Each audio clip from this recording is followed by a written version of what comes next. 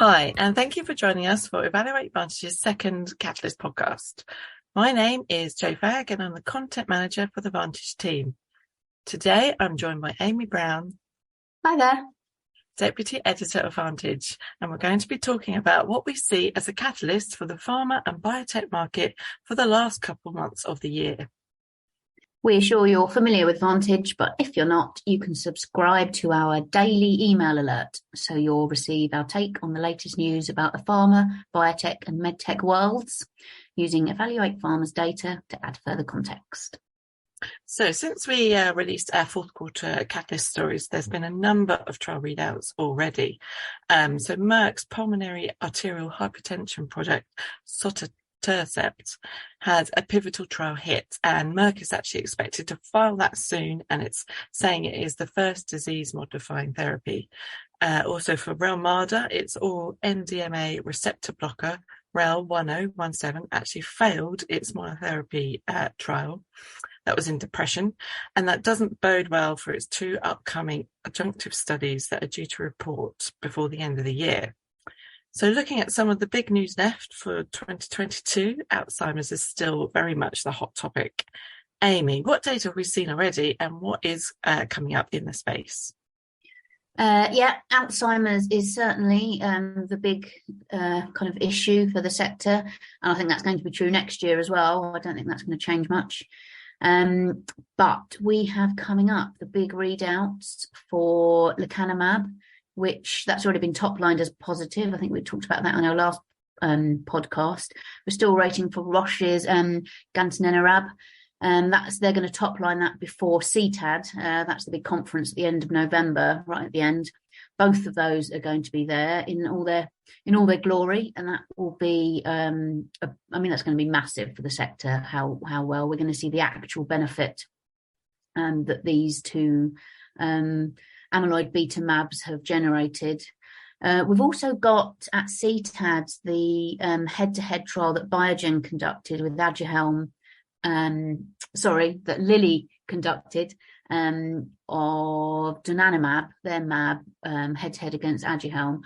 Donanemab is their kind of claim to fame, or USP maybe, is that it clears amyloid very quickly. They kind of sneaked out the top-line data on their call the other week, so that will be interesting to see. I think people are going to be looking at the side effects there, the toxicity, and that is ARIA-E, that is the brain swelling. So yeah, Alzheimer's is still a big thing for the rest of the year. I mean, that's mostly the big pharma companies, obviously Eyesight and Biogen still affected there. But what are the other big pharma catalysts, Jo, that you're keeping an eye on? So Novartis are trying to move its PSMA targeted radioligand Pluvicto into earlier lines of therapy. So it was trying to make its mark in metastatic castrate-resistant prostate cancer patients, but in patients who are actually chemo naive. This data should come before the end of the year, or it could push into early 2023. That study is called the PSMA-4. It's open label, and it's Pluvicto against androgen receptor directed therapy. Both the arms in that study are on best supportive care, and the primary endpoint is radiographic PFS. The safety will be key to watch here, because the Pluvicto's label already has warnings over myelosuppression, such as anemia and thrombocytopenia, and renal toxicity, and that toxicity, all of those could scupper its chances for a move into earlier line therapy. Yes, I think we're still waiting for points data, aren't we, from the SPLASH study? They've got a competing radioligand, PNT2002. I think, is that right, Jo? I think that's coming maybe next year. Yeah, mid next year. So let's have a look at some of the big biotech players. Amy, what's coming up in Nash? Yeah, Nash certainly not as much of a big topic at the moment as it was perhaps in the last couple of years. I think we've actually got a big the liver meetings going on over the next couple of days, so we might see a bit of incremental data coming out from that conference for these players. But the big one is still Madrigal's resmetirom, which I have totally pronounced wrong. That's Maestro Nash study. That is F2-3, so that's not the most severely fibrotic patients, but they're still kind of pretty bad. They're not cirrhotic, but that's kind of slightly pre-cirrhotic patients. See data from the first 900 patients from that study that they've been in that trial for a year now. Again, in Nash, there's always these two primary endpoints. You only need to meet one. I think it is one looks at the improvements in the liver fibrosis, and the other one is a kind of Nash score. So, I mean, I don't think there's any expectation that both will be hit, but one of them does need to be hit. And I think an accelerated filing will be used, but that is based on a different story, Maestro NAFLD. And I think NAFLD, which is the non-alcoholic fatty liver disease, it's kind of like a pre-NASH condition that did show reductions in liver fat content. So I would imagine they're hoping to see that in Madrigal as well. So the other big Nash player is Intercept, isn't it? And they had a recent failure with Ocaliva, but that was in a more advanced patient group. But they still plan to refile the project, even though it had a complete response letter 2 years ago, don't they?